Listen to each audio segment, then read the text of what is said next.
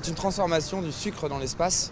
Ça passe du sucre cristal à du caramel fondu dans un four centrifuge qui vient filasser le caramel et qui crée du coup un filin qu'on appelle en français de la barbe à papa. La barbe à papa, je considère que c'est quand même un bonbon, une boule de caramel qui est fixée autour d'un bâton.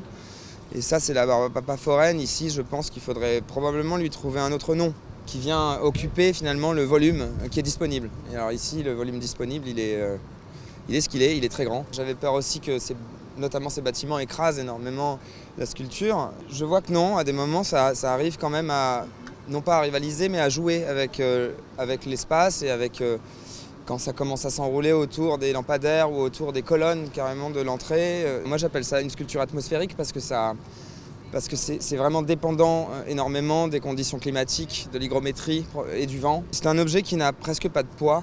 C'est un objet qui est extrêmement aéré et qui a une chimie qui est assez exceptionnelle finalement. Sur le moment, ça colle un peu, donc des gens sont très surpris qu'on puisse les arroser aussi de ce matériau. Enfin voilà, je crois que cette installation reste très ouverte au niveau de son message et que c'est au spectateur de terminer la pièce dans son regard, de déterminer déjà si c'est une sculpture ou pas, de savoir si c'est une œuvre ou pas. D'être installé là, évidemment, c'est une chance par rapport aux conditions, mais c'est aussi une extension de l'atelier, c'est encore une recherche. Voilà, c'est vraiment quelque chose de pas stabilisé du tout.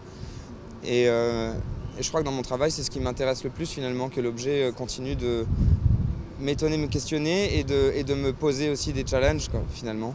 J'ai envie de vous dire, la FIAC, c'est la chance déjà de pouvoir déjà partager cette pièce à un très grand nombre. Et en plus de ça, justement, d'avoir le droit de continuer d'expérimenter ce travail.